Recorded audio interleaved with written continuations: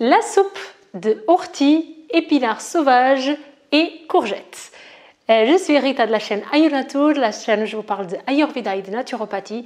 Et aujourd'hui, je voudrais vous parler de cette recette de soupe que Astrid, la personne qui fait la cuisine pour les stages en présentiel de ma formation d'Ayurveda, la formation professionnelle pour devenir praticien en Ayurveda.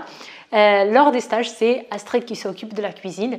Et du coup, là, cette année, on était dans un lieu dans le Vercors où il y avait beaucoup d'orties et d'épinards sauvages. Donc, elle a tout récolté.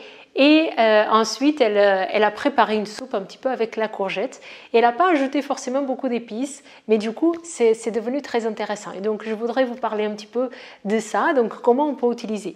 Donc déjà, quand on va chercher les pousses de ortie et d'épinards sauvages, déjà il faut bien les reconnaître, c'est facile à les reconnaître, donc l'ortie elle est un petit peu piquante, on va les récolter avant que les fleurs elles soient déjà présentes et donc soit on les récolte avec des gants pour pas avoir cette urticaire, soit on le prend vraiment en bas de la tige pour pas être coupé et après une fois qu'elle est sous l'eau bouillante, c'est plus piquant, donc on peut la manipuler avec nos mains. Et la feuille d'épinard, elle est vraiment semblable à la feuille d'épinard normale qu'on trouve sur le marché, donc vous n'allez pas avoir du mal à l'identifier. On met ici un petit peu des images pour que vous puissiez les identifier de toute façon. Donc, elle a récolté une bonne partie d'ortie, une bonne partie d'épinards et elle a rajouté la courgette pour faire un petit peu de densité. Et ce que je voulais en venir, c'est qu'est-ce qui va être intéressant dans cette soupe.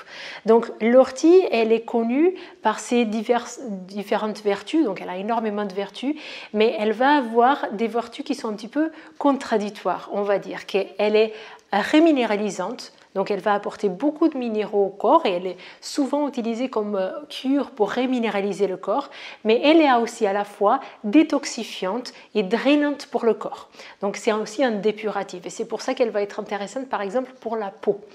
Et du coup, comment on va l'utiliser pour ces différentes vertus? Donc quand on veut l'utiliser plus pour son côté purifiant, on va l'utiliser plutôt sous forme de jus par exemple, de jus à l'extracteur, sous forme fraîche. Et du coup, ses capacités de détox du corps, elles vont ressortir davantage.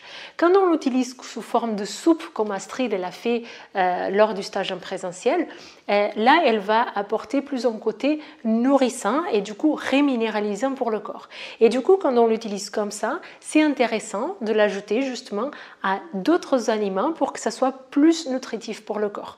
Donc notamment avec l'épinard sauvage. Donc l'épinard, c'est un légume qui va être très intéressant parce qu'il est aussi très reminéralisant, donc il est très riche en minéraux, notamment en fer et magnésium qui sont facilement assimilables par le corps.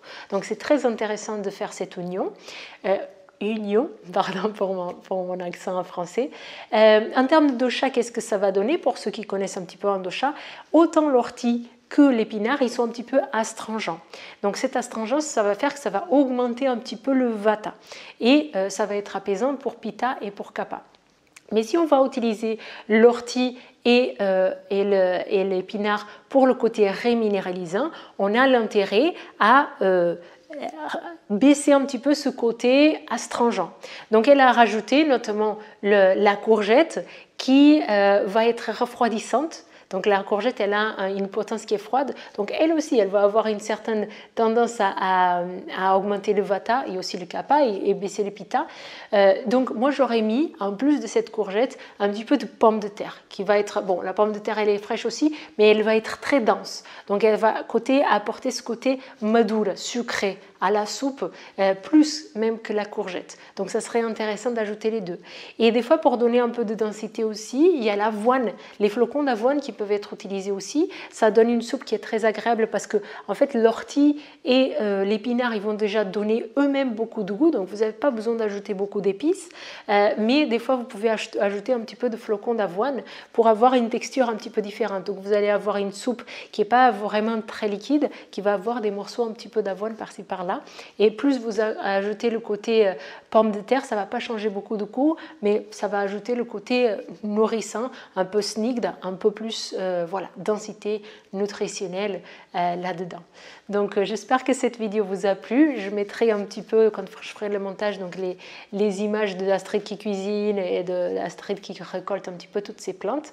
Dites-moi ce que vous en pensez de cette vidéo. Est-ce que vous avez déjà testé cette soupe à la maison? Mettez ici dans les commentaires et je vous laisse aussi dans le descriptif la recette d'Astrid et aussi le lien vers les formations professionnelles si vous souhaitez intégrer un de nos stages de formation.